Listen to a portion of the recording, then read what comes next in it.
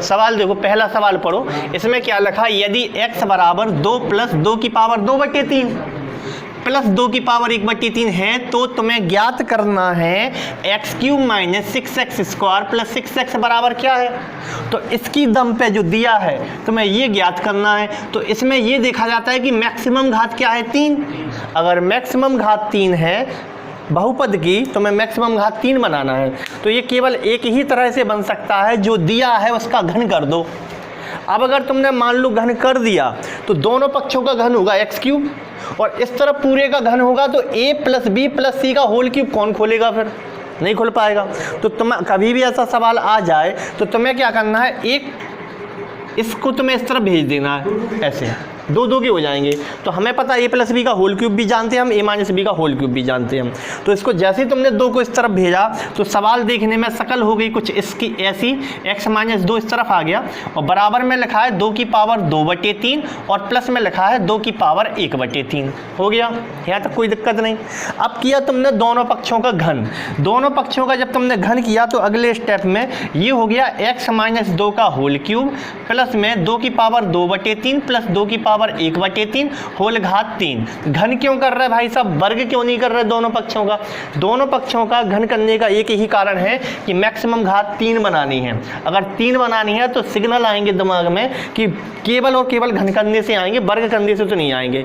और घन करने से स्क्वायर बन सकता है, तो तुम्हें घन ही करना है इसमें।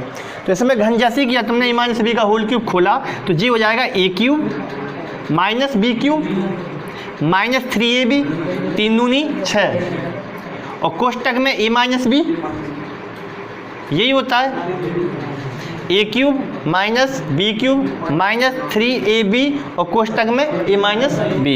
यहाँ तक तो कोई दिक्कत नहीं। इस तरफ RHS में खोला तुमने राइट हैंड पे, तो ये होगा a³, इसका क्यूब जब तुम करोगे तो ये नीचे की घात 3 होल घात 3 से कटेगी, तो बचेगा क्या 2 की घात 2। तो a³ जब किया तो 4 आया और b³ किया तो 3 से 3 कटेगा तो 2 ही बचेगा। b³ में 2 आया, इसका क्यूब करोगे जब, आ रही बात समझ में, 2 की घात 1/3 की होल घात 3 करोगे तो 3 से 3 कटेगा, 2 बचेगा अकेला। तो a³ हो गया, b³ हो गया, प्लस लगाया तुमने 3ab। तो a और b जे हैं, इनका जब तुम गुणा करोगे 2 की घात 2/3 में 2 की घात 1/3 का और 3 यहाँ लिखे ही हैं तो गुणा में घात जुड़ जाती हैं। तो 2/3 और 1/3 होते हैं 3/3 और 3/3 का मतलब है 1। तो 2 इसका मतलब है 3 गुणे 2 की घात 1 यानी 6। तो a³ b³ 3ab का मतलब हो जाएगा 3 गुणे 2 की घात 1 यानी 6 और कोष्टक में लिखा है a प्लस बी यानी इन दोनों का प्लस 2 की पावर 2/3 प्लस 2 की पावर 1/3। ठीक है, अब हम अगले स्टेप में क्या कर रहे हैं, इसका ब्रैकेट खोल रहा है। तो x³ minus 8 minus 6x square, लेकिन जी हो जाएगा माइनस का और माइनस का प्लस का हो जाएगा। ठीक है, यहाँ तक सही है। आगे बढ़े तुम, 4 और 2 तो 6 हो गए, प्लस में लिखे हैं 6, लेकिन इसका मतलब क्या है, तो यहाँ से देखो इसका मतलब है x माइनस 2, क्योंकि तुम्हें ऑप्शन भी घात करनी घात में नहीं है, मतलब 1/3 2/3 ऐसी घात नहीं है और इसका मान तुम्हें ज्ञात करना, तो ये हटाना पड़ेगा। ये कहाँ से हटता है, इसका मान है x माइनस 2, तो इसका मान रखा हमने प्लस के 6 लगा के x माइनस 2। अब तुमने खोला ब्रैकेट, इसका ब्रैकेट खोला तो ये हो जाएगा x³। अच्छा इसको सॉल्व कर लो, x³ जी है 6x स्क्वायर जी है 12x जी 8 जाएगा उस तरफ, और इसको जब तुमने सॉल्व किया तो ये हो गया 6 प्लस 6x माइनस 12, 6x आएंगे इस तरफ। तो ये कैसा दिखने वाला है तुम्हारा, राइट हैंड साइड का हम लिख देते हैं ऐसे। अब x के एक तरफ कर लो, बिना x के एक तरफ कर लो। तो x³ तो लिखा ही है, इसमें आ रहा अभी लाइन आ जाएगी नीचे, तो इसमें हो जाएगा x³ माइनस का 6x स्क्वायर लिख दो।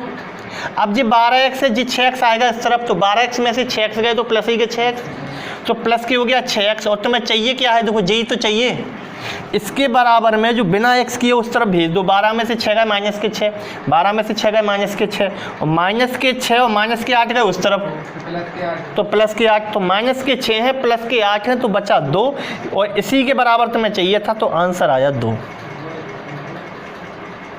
इसके बराबर में 2 आंसर आ जाएगा। दूसरे का 0 आ रहा है, दूसरे का 0 ही है शायद, सवाल करो, अगला सवाल देखो। सवाल कर रहा है अगला वाला। दो टाइप के सवाल देख रहे हैं तुम अपन सामने देखियो। दो टाइप के सवाल तुम्हें मिलेंगे। पहला सवाल है 2 की पावर x बराबर 3 की पावर y बराबर 6 की पावर माइनस z है तो 1/x 1/y 1/z का टोटल कितना है। इस टाइप के सवाल में क्या होता है, इस टाइप के सवाल में आधार समान नहीं बना सकते तुम। आधार समान नहीं बन रहा है इसमें, देखो गौर से। या तो तीनों 2 बन जाए या तीनों 6 बन जाए, 3 नहीं बन रहा है। ऐसे सवाल में वो एक संख्या बड़ी वाली ऐसी देगा कि इन दोनों का गुणा होगा, 2 3 6 2 को दिखा है यहाँ पे। लेकिन यहाँ पे आधार समान बना सकते हो, यहाँ पे आधार समान बन भी रहा है। अगर आधार समान बन जाए तो इससे अच्छा कुछ है नहीं, आधार समान बन जाए। और इसमें वैसे भी z का मान पूछा है इसने, 1/x y z नहीं पूछा। सवाल करने का तरीका समझो तो हो सकता है तुम्हें और कुछ समझ में भी आए। सबसे पहले इस वाले सवाल में 2 की पावर x बराबर 3 की पावर y बराबर 6 की पावर माइनस z है। तो इस सवाल में हमने लिखा 2 की पावर x बराबर 3 की पावर y बराबर 6 की पावर माइनस z। इसका मतलब इसे सॉल्व करोगे x की जगह कुछ भी हो सकता है, 10 12 14 कुछ भी हो सकता है, मैं नहीं पता क्या है। y की जगह भी कुछ होगा, z की जगह भी कुछ होगा। लेकिन इन तीनों को जब तुम सॉल्व करोगे तो इनसे कुछ एक उत्तर आएगा, वो उत्तर समान होगा। इसलिए वो इसका मतलब ये है कि बराबर लिखा, इसका मतलब इसे सॉल्व करो इसे तो एक उत्तर आएगा। वो उत्तर क्या होगा, वो समान होगा। तो माना कि वो उत्तर k है, हमने माना वो उत्तर k है, ऐसा हमने मान लिया। अब तुम्हें 1/x 1/y 1/z का मान चाहिए, तो तुम यहाँ से ये कह सकते हो कि 2 की पावर x बराबर k है, 3 की पावर y बराबर k है और 6 की पावर माइनस z बराबर भी k है। तो सबसे पहले हमने लिया 2 की पावर x बराबर k है, तो यहाँ से तुम लिख सकते हो 2 बराबर k की पावर 1/x। घात अगर दूसरी तरफ जाएगी तो करनी घात बन जाएगी। जैसे एग्जांपल के तौर पे x² बराबर मान लो 4 है तो x बराबर हो जाता है √4 और √4 का मतलब होता है 4 की पावर 1/2, यानी करनी बन गई। जैसे मान लो x³ बराबर 8 है तो इसका मतलब होता है x बराबर 8, यहाँ पर 3 घनमूल होगा। इसको तुम ऐसे लिख सकते हो कि 8 की पावर 1/3 है। सीधी बात, घात उस तरफ जाके करनी बन जाती है या पलट जाती है। अगर मान लो ऐसा लिखा होता है x की पावर 2/3 बराबर 4 है तो तुम कहते हैं x बराबर 4 की पावर 3/2 है, ऐसा हो जाएगा। ठीक है, कुल मिला के याद रखना आगे से कि घात पलट जाएगी। अब आए अपन सवाल पे, वापस आ जाओ यहाँ।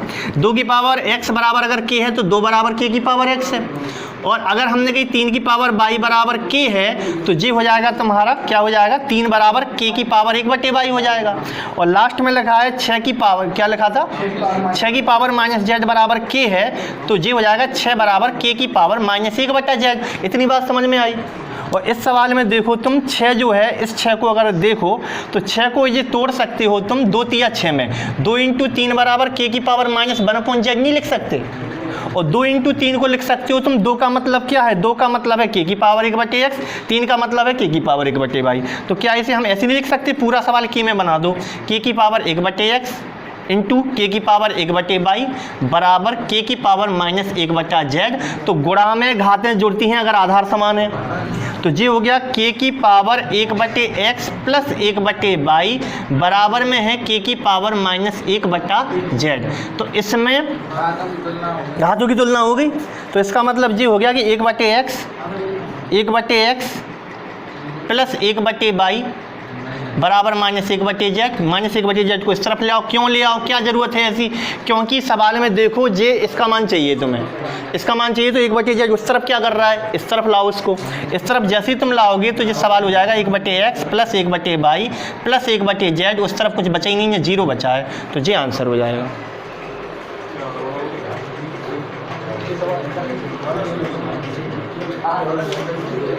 आ रहा है पूरा कि नहीं आ रहा?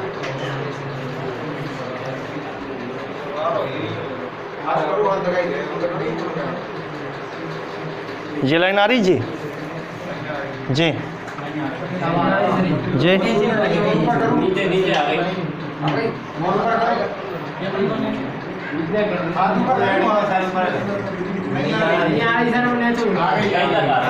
अच्छा, ये 2 लाइन नहीं आई नीचे, चलो हम रिपीट करके ऊपर लिखे दे रहे हैं। ठीक है, यहाँ से मिटा के फिर से लिखे दे रहे हैं।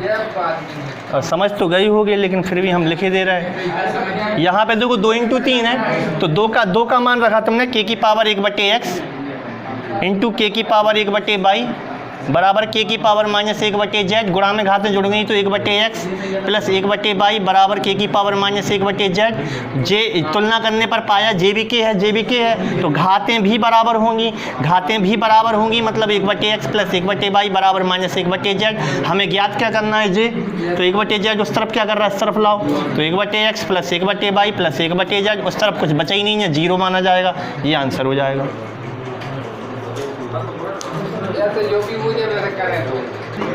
चलो अगला सवाल देखो।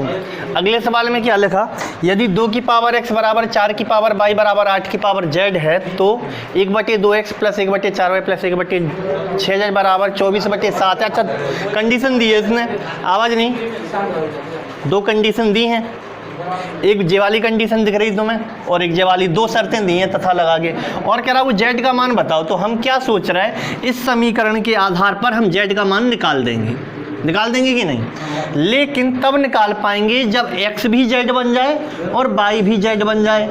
नहीं आई समझ में, हम z का मान इसके आधार पर कब निकाल पाएंगे, जब x भी कैसे करके z का रूप ले ले और y भी कैसे करके z का रूप ले ले।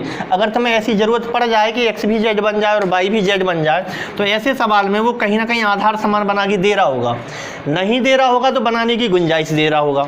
तो इसमें आधार समान तो नहीं है तीनों के, लेकिन बन सकते हैं। कैसे बन सकते हैं, 2 की पावर x बराबर 2 की पावर 2y बराबर 2 की पावर 3z, ठीक है। आधार अगर समान है और बराबर लगा है तो घातें भी समान रहेंगी, तो इसका मतलब, इसका अर्थ ये हो गया कि x बराबर 2y बराबर 3z है।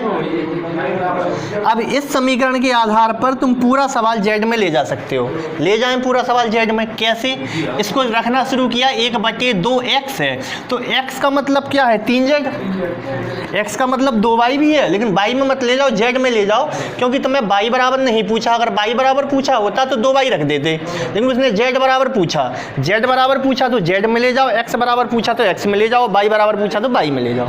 तो हम ले जा रहे हैं 2x का मान क्या है, 3z, तो सीधा लिख दें 3z है 6z, जी हो गया 6z प्लस 4y लिखा है, तो 4y माने क्या हो जाएगा, 4 इंटू y का मान कितना है, 3/2z, तो 3/2z जब तुम करोगे तो 6z हो जाएगा, जी भी नहीं हो जाएगा, तो 1/6z जे हो गया, और प्लस में 1/6z पहले से लिखा है, पहले से लिखा है बराबर 24/7।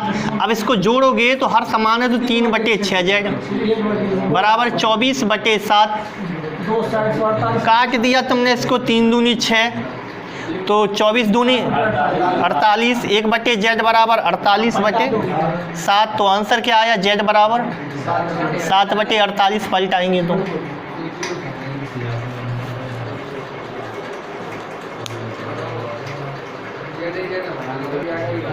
पहला सवाल देखो, पहले सवाल में क्या लिखा है, यदि x बराबर y की पावर a है और y बराबर z की पावर b है और z बराबर x की पावर c है। ध्यान से सुनना, सवाल कैसा है, और a b c का गुणा चाहिए, मतलब घातों का तुम्हें गुणा चाहिए, a गुणा b गुणा c, घातों का गुणा चाहिए। एक बार फिर से देखो, x बराबर y की पावर a है और y बराबर z की पावर b है और z बराबर है x की पावर c, ठीक है।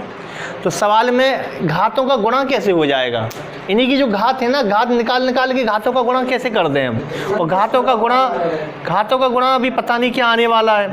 तो तुमने कैसे किया भूपत, इनका सुन लो पहले। अच्छा एक रख दिया तुमने x की जगह 1 रखा, y की जगह 1, z की जगह 1 और a b c 1 बराबर आई जाएंगी। बात तो सही है, कायदे की है।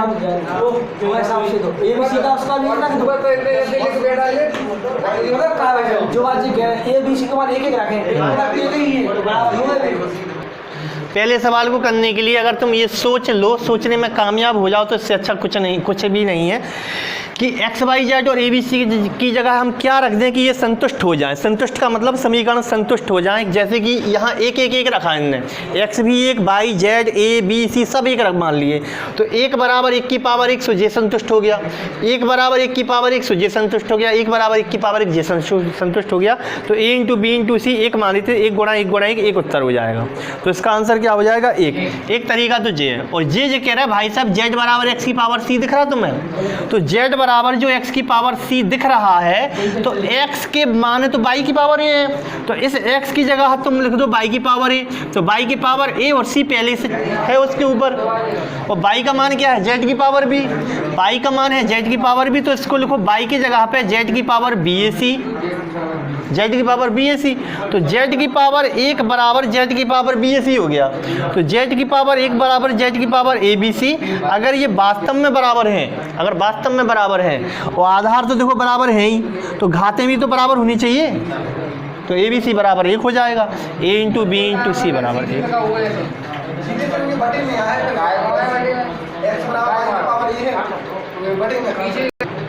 देखो जरूरी नहीं है कि तुम पीछे से करो, साहू जी भी सही कह रहा है, आगे से कर लो भाई साहब, सेम कंडीशन बन रही। कैसे, जैसे जी लिखा है x बराबर y की पावर a है, तो y का मतलब z की पावर b है, तो इस y की जगह पे क्या रखोगे z की पावर b, और a पहले से है, और z माने क्या है x की पावर c, तो इसको लिखोगे x की पावर c b a, तो x की पावर 1 है इस तरफ, x की पावर 1 है इस तरफ, तो ये हो गया c b a बराबर क्या है 1, तो a इंटू बी इंटू सी बराबर क्या आ गया 1 आ गया। चाहे पीछे से करो चाहे वहाँ से करो, आंसर तो दोनों में आ रहा।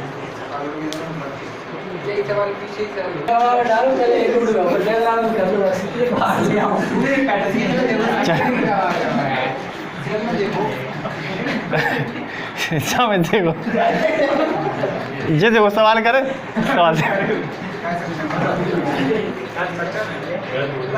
सवाल देखो, सवाल में क्या है, जैसे कि मान लो इसको अपन इसके लिए अगर इनटू में लिखा है, मान लो हमने ऐसे लिख दिया ऐसे, तो इसके लिए एक कबर में ले जाने का अधिकार हमें है, ऐसा नियम होता है। लेकिन अगर कभी ऐसा लिखा मिल जाए तुम्हें, तो तुम ऐसे लिखने का बिल्कुल भी अधिकार नहीं है, ऐसा कोई नियम नहीं होता। माइनस में भी नहीं है, गुणा भाग में है, अगर गुणा लगा है और भाग लगा है तो एक कबर में डाल सकते हो, भाग में भी डाल सकते हो। जैसे √2/√3 है, तो इसको एक कबर के अंदर ले जाने का अधिकार तुम्हें है, लेकिन प्लस और माइनस में नहीं है। अब सवाल देखो कर रहे हैं अपन, कैसे करें। इस सवाल को हमने सॉल्व किया तो एक ही कबर में लिख दो एक कबर में लिख दो a inverse b into B inverse c into C inverse a, एक कवर में लिखने का अधिकार तुम्हें था। जो a इनवर्स है a की घात -1 है, तो इसका मतलब 1/a है, और 1/a अगर जे है तो लिख दो, चलो एक बार लिख ही दे रहा है।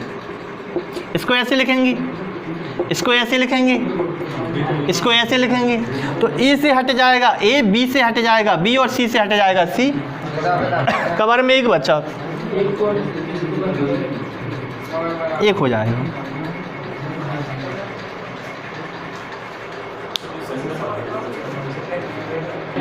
सवाल अगला देखो, ये लिखा है 1/1 प्लस a की पावर n माइनस m, ये लिखा है 1/1 प्लस a की पावर m माइनस n। तो इस सवाल में जैसे कि अपन जी कल अपने ऐसा सवाल देखा था, अगर माइनस में है तो भाग में लिख सकते हैं, घातें अगर माइनस में है तो उसे भाग में लिख सकते हैं, घातें अगर प्लस में है तो उनके आधार को गुणा में लिख सकते हैं। कैसे मतलब, अगर मान लो हमने ऐसे लिख दिया a की पावर n माइनस m, तो इसको तुम ऐसे भी तो लिख सकते हैं a की पावर n बटे a की पावर m, नहीं लिख सकते।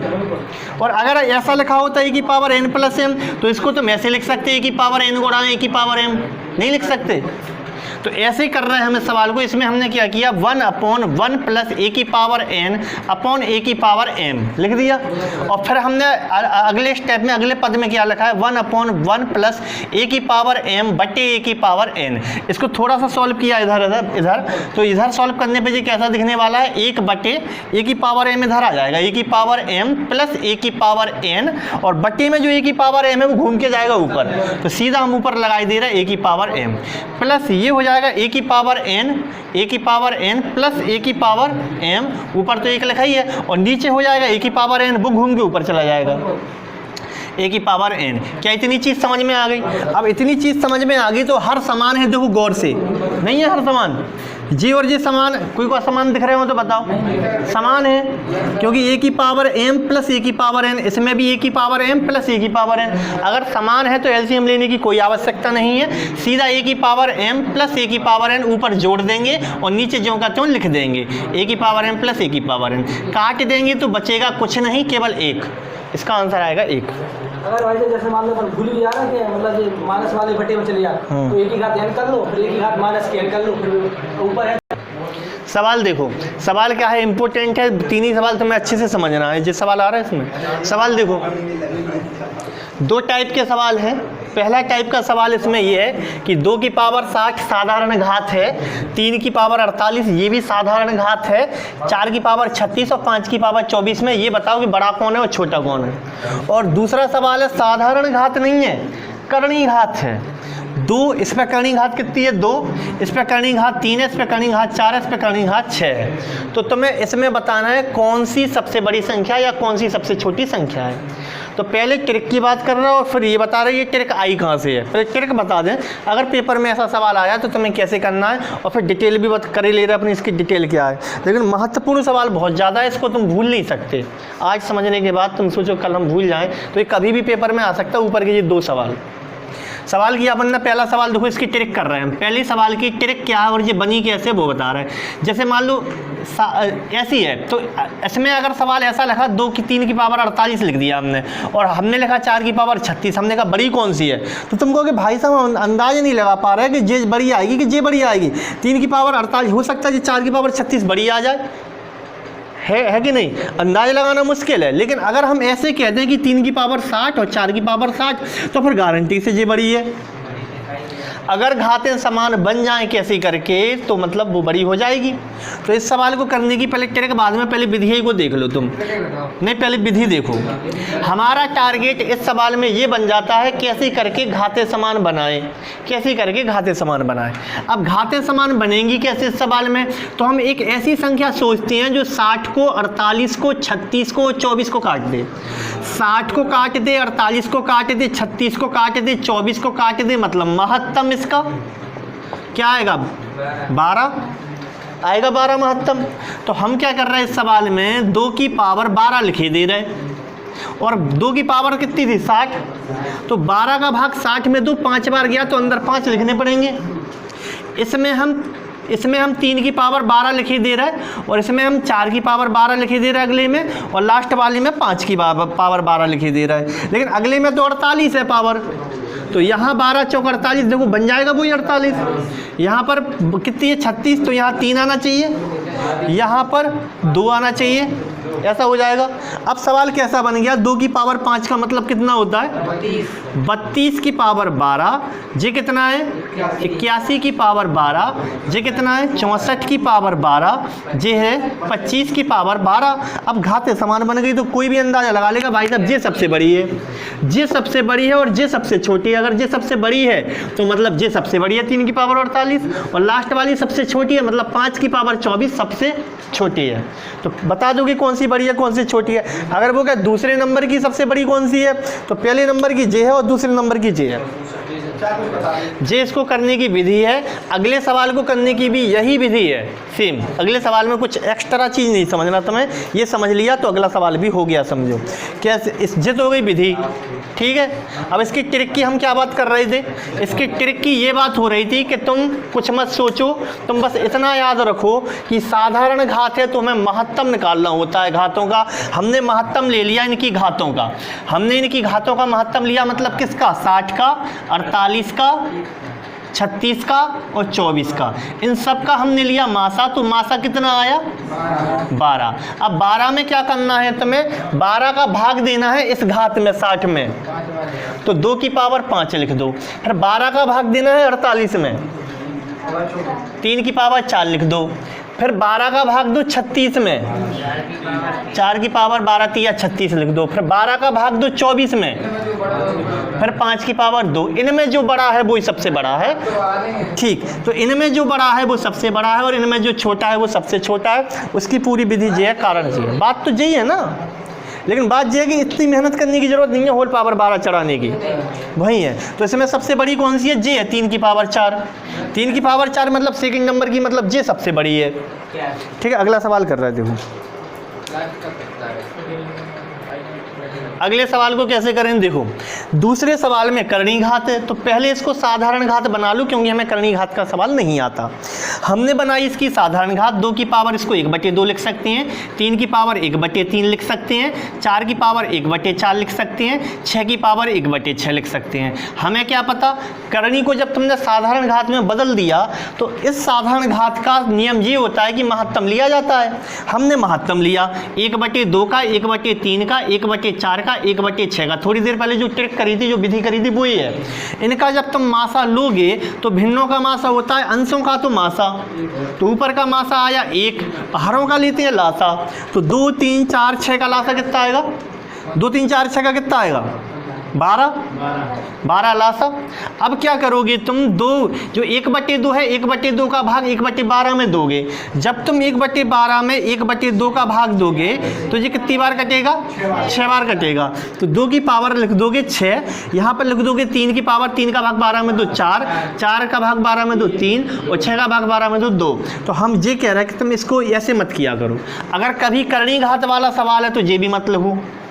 तुम्हें केवल क्या करना है, इतनी सी बात याद रखना है कि साधारण घात का सवाल है तो मासा लेना है और करनी घात का सवाल है तो लासा लेना है। तो करनी घात उठा लो, इसकी कुछ नहीं तो 2 मानी जाएगी।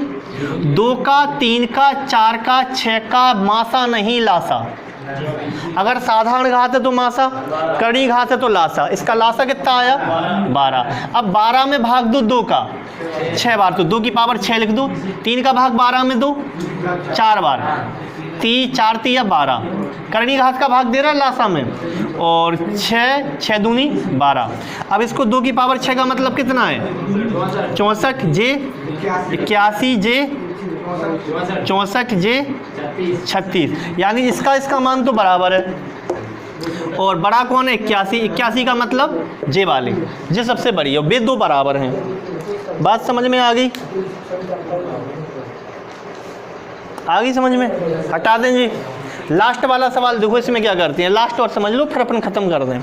अगर सवाल ऐसा है, ऐसा सवाल भी कभी आया पेपर में कि इनका अंतर समान दे दिया उसने, रूट में है, इसका अंतर भी 2 का है, इसका अंतर भी 2 का है, इसका अंतर भी 2 का है, इसका अंतर भी 2 का है। अगर सवाल इस टाइप का आया कि अंतर समान है और रूट में है और बड़े छोटे का तुम्हें निर्धारण करना है कि बड़ा कौन छोटा कौन, तो जो सबसे बड़ा देखने में लगे वही सबसे बड़ा होगा। तो सबसे बड़ा देखने में 21 लग रहा है, 21 19 लग रहा, तो यही सबसे बड़ा है और सबसे छोटा है 13 11। ट्रिक है ये, देखने से पता चल जाएगा। अगर वो ऐसा सवाल तुम्हें देगा बड़ा सा सवाल बना के, तो पक्के में उसे देना चाहिए अंतर समान। तो तुम्हें इसका रूट मूड नहीं निकालना, ना कुछ करना। जो तुम्हें देखने में सबसे बड़ी लगे, 21 19 सबसे बड़ी लग रही, जिसकी ट्रिक समझ लो, कुछ भी समझो, तो और ये सबसे बड़ी है और ये सबसे छोटी है 13 11। तो छोटी जे है, बड़ी जे है, जे छोटी है, ये बड़ी है। इसको कैसे करें?